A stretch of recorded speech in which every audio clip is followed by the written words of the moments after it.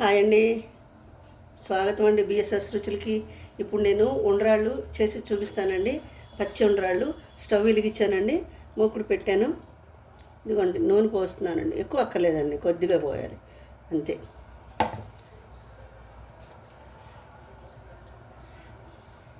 నేను ఈ కప్పుతో ఒక కప్పు బియ్యపు రవ్వ తీసుకున్నానండి. దీంట్లో పావు కప్పు పెసరపప్పు వేయాలండి. పచ్చనగపప్పు అయినా వేసుకోవచ్చండి, కానీ నేను పెసరపప్పే వేస్తానండి. పెసరపప్పు వేసేసానండి. కొంచెం జీలకర్ర వేసుకోవాలండి.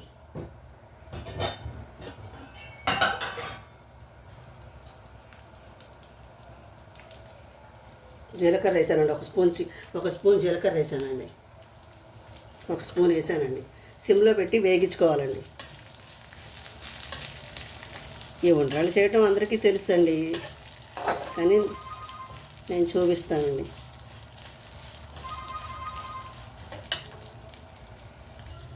ఇదిగోండి వేగిపోయినాయండి.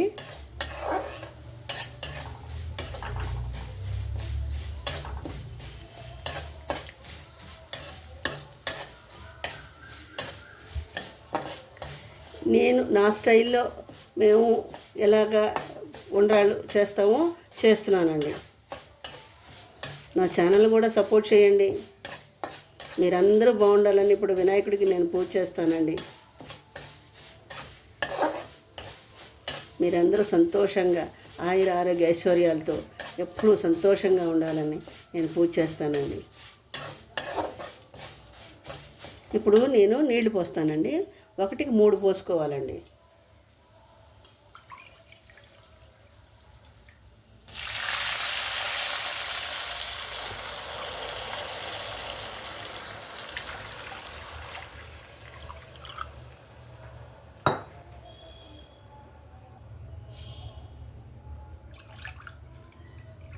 ఇదిగోండి 3 పోసానండి.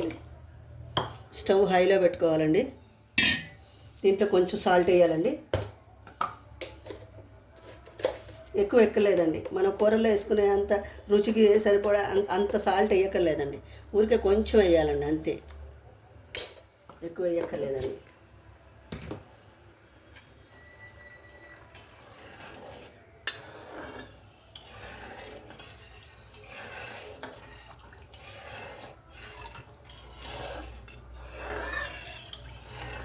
నా డివోషనల్ ఛానల్ కూడా ఉందండి, దాన్ని కూడా సపోర్ట్ చేయండి.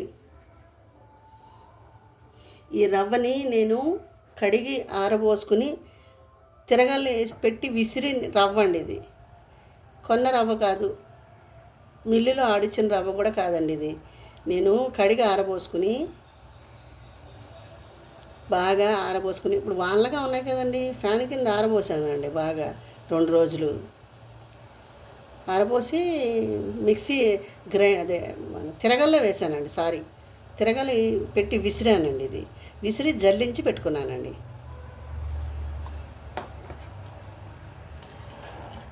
పూర్వకాలం ఇలాగే చేసేవారండి. పూర్వకాలం ఇప్పుడంతా రెడీమేడ్ వచ్చేసినాయండి అన్నీను. నీళ్ళు తెల్లాలండి. నీళ్ళు తెల్లాక మనం రవ్వ వేసుకోవాలి. ఇది ఆల్రెడీ కడిగి ఆరబోసింది కాబట్టి తొందరగా మగ్గిపోతుందండి. దీనికి ఎక్కువ టైం తీసుకోదు ఇది, ఈ రవ్వ.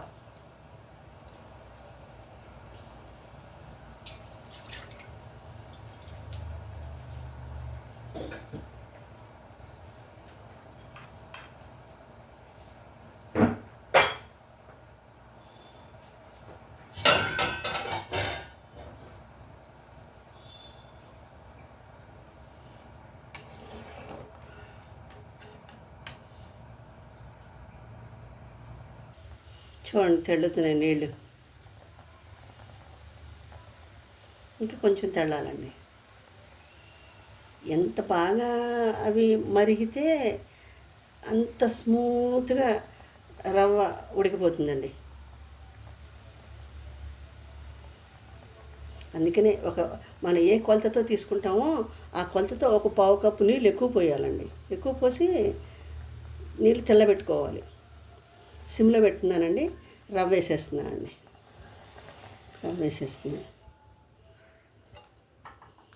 శనగపప్పు వేసుకుంటారు, మీకు కావాల్సిన మీరు శనగపప్పు వేసుకోండి. నేను పెసరపప్పే వేస్తానండి. శనగపప్పు ప్రీతే వినాయకుడికి, పెసరపప్పు ప్రీతే అండి. ఇది ఉడకాలండి, కొంచెం సేపు మూత పెట్టుకుందామండి.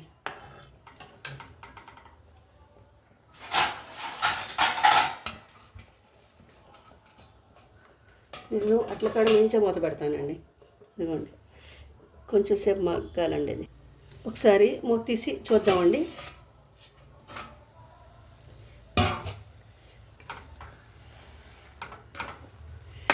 ఇంకా కొంచెం మగ్గాలండి.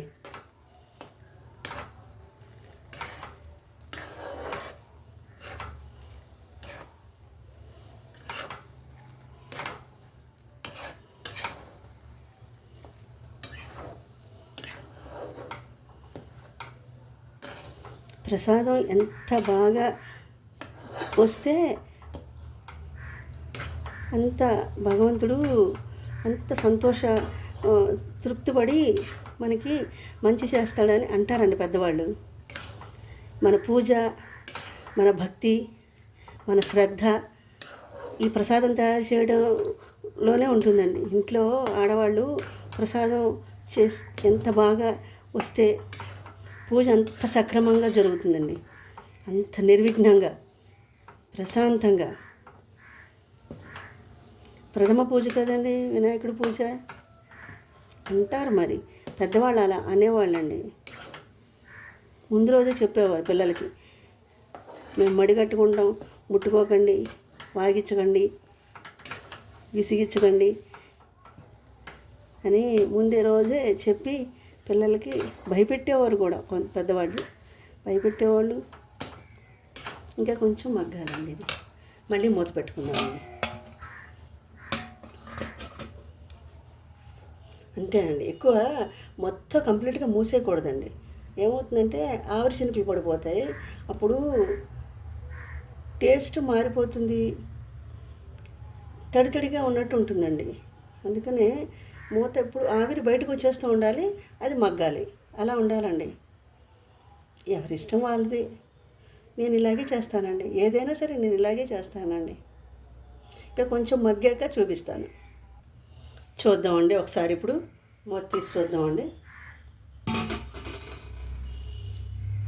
చక్కగా ఉడికిపోయిందండి, చక్కగా ఉడికిపోయిందండి. చూసారా ఎంత చక్కగా ఉడికిందో.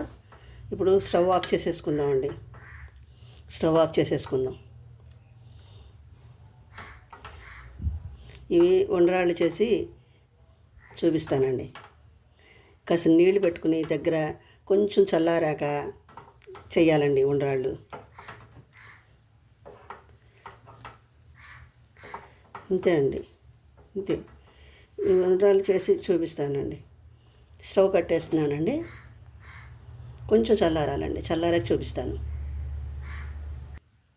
ఇదిగోండి మొత్తం చేసేసానండి, దీంట్లో ఏమీ లేదండి, మొత్తం ఉండ్రాళ్ళు చేసేసానండి. ఇదిగోండి ఇవి 11 చేశానండి, చిన్న చిన్నవి. ఇవి దేవుడి మీద పొయ్యాలండి, వినాయకుడి మీద 11. ఈ 11 ఇంకా పెద్ద పెద్దవి చేశానండి, అవి నైవేద్యం పెడతానండి. ఇదిగోండి ఇవి నైవేద్యం పెడతానండి. ఇవేమో వినాయకుడి మీద పొయ్యాలండి, ఈ 11 చిన్న చిన్నవి. ఇప్పుడు గుళ్ళో అయితే పెద్ద పెద్దవి పోయొచ్చండి, ఇంట్లో కదండి మనం చిన్న బొమ్మ పెట్టుకుంటాం కదా, అందుకని ఈ చిన్న చిన్న 11 చేశానండి. 9 కానీ 11 కానీ 5 కానీ అలా పొయ్యాలండి. నేను 11 చేశాను, పోస్తానండి. ఇవ్వండి ఉండ్రాళ్ళు. కాస్త చెయ్యి తడి చేసుకుని చక్కగా ఉండలు చుట్టుకోవాలండి. కొంచెం వేడి మీదే చుట్టేసుకోవాలండి, కొంచెం వేడి మీద చుట్టేసుకోవాలి. ఇవ్వండి ఎంత బాగున్నాయో సరే. ఉండ్రాలు రెడీ అయిపోయినాయి. ఇంతేనండి. ఇవి కొంతమంది ఆవిరి మీద ఉడకబెడతారండి, అవి పూజకు పనికిరావండి. ఆవిరి మీద ఉడకబెట్టినవి ఇలాగే పోయాలి. వీటినే పచ్చి ఉండ్రాలు అంటారు. ఈ పచ్చి ఉండ్రాళ్ళే వినాయకుడికి పోయాల్సినవి. గుళ్ళల్లో కూడా ఇలాంటివే పోస్తారండి. ఇదే ప్రసాదం, ఇదే ఉండ్రాళ్ళు, ఇలాగే పెడతారు. పచ్చనగపప్పు వేస్తారు, లేకపోతే పెసరపప్పు వేస్తారు. ఎక్కువ పచ్చనగపప్పు వేస్తారు. ఇంతేనండి.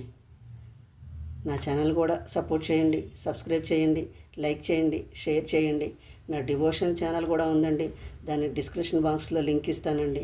దాన్ని కూడా సబ్స్క్రైబ్ చేయండి, లైక్ చేయండి, షేర్ చేయండి, సపోర్ట్ చేయండి. నాకు ఎడిటింగ్ రాదండి. ఏదైనా తప్పు ఉంటే మన్నించి నన్ను ఆదరిస్తారని, నాకు సపోర్ట్ చేస్తారని నేను ఆశిస్తున్నానండి. నేను మీ అందరి తరఫున ఇప్పుడు వినాయకుడికి పూజ చేస్తానండి. మీకు ఏదైనా కర్రీ కావాలంటే మీరు కామెంట్ రూపంలో తెలియచేయండి, నేను ఖచ్చితంగా చేసి చూపిస్తానండి.